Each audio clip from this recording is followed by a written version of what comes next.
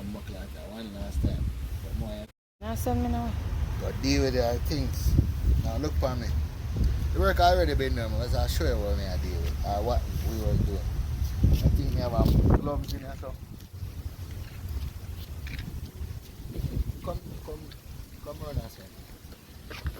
I think we should have did use the glove before this, but true to say, me as a man, we don't really rate it. We have an orange kerchief in the place when we left. So, alright, so change it out, alright? That is it. The aisle get leak out in that. See? But I have another cover. Where is the cover? I need to find a cover. You mean that one over there, sir? Look, a red piece? No, it black, no red. It gotta be a red piece. So, black piece over there.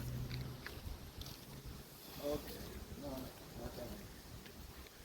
So, first problem, we don't have nothing. Point that one there. We don't have nothing for close that because that's supposed to have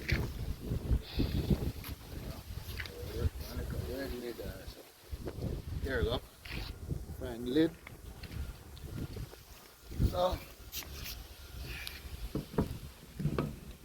a bunch of oil in it, so when I close it, you know I go close tight, you know.